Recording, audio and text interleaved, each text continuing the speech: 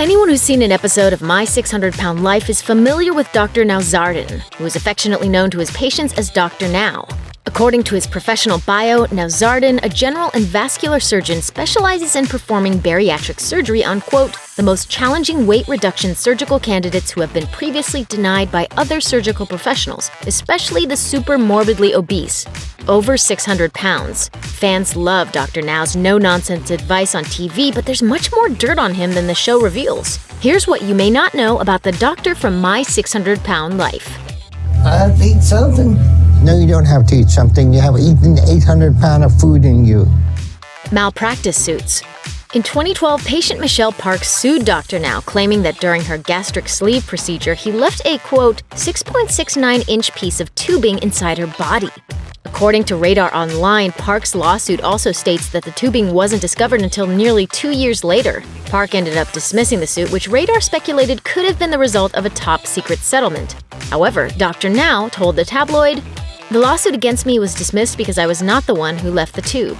In June 2017, a patient sued for $1 million, alleging that a botched tummy tuck left her with a deformed abdomen, extreme pain, and restricted movement. Dr. Now denied the allegations, and in February 2018, his accuser filed a request to dismiss the case. In a September 2017 suit, another patient claimed Dr. Now left a stainless steel connector and some tubing inside of them. Yikes! Fatal errors? In 2007, a woman named Colleen Shepard alleged that the doctor failed to properly inform her daughter Tina of the risks involved with gastric bypass. Tina weighed more than 500 pounds at the time of the surgery, and she passed away 1 year later from complications of liver failure and blood poisoning, according to the Houston Chronicle. Colleen also stated in her lawsuit that Tina did not receive proper aftercare, which Dr. Now claimed was Tina's fault. He told the Chronicle, "We called and called her to make follow-up appointments, and she said she would come in, but she never showed up."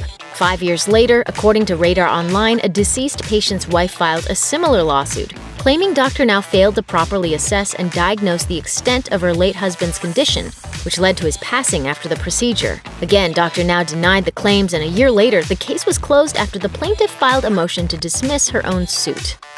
Ugly divorce battle. According to published legal documents, Dr. Now's wife of 27 years filed for divorce in 2002, citing insupportability and cruel treatment. He filed a counterpetition also claiming insupportability, but in the end, the court attributed fault in the marriage to Dr. Now. The court also concluded that throughout the proceedings, he had, quote, complicated the discovery process by concealing and withholding records, obstructing discovery, asserting baseless privileges, failing to disclose essential information, denying access to records, and failing to comply with court orders. The court reportedly awarded his wife 70% of the couple's joint assets, which was basically everything but Dr. Now's business. Ouch. Terrible long-term results. In his keynote conversation at the 2016 Obesity Help National Conference, Dr. Now may have surprised some people when he said he believes his patients reach that level of supermorbid obesity because of a, quote, genetic disposition. However, the doctor explained that the other key element is the need for patients to fundamentally change their eating habits to address the specific way their bodies metabolize food in order to keep the weight off in the long term. Pizza is not part of your diet when you're 700 pounds. Dr. Now explained that after around 5 years, a patient's metabolism reverts to pre-surgery levels, which is why it is crucial for a patient to address their eating habits. Unfortunately, it's the combination of these two factors that makes for such an uphill climb, and that's reportedly the reason Dr. Now's patients have a mere 5% success rate over the long term. To hear him tell it, there's only so much Dr. Now can do for a patient who isn't willing to do their part. And he also says he's doing it not for fame or fortune, but simply to help those in need. He claims to see between 60 and 80 patients per week and says he sometimes doesn't earn a profit from treating a patient.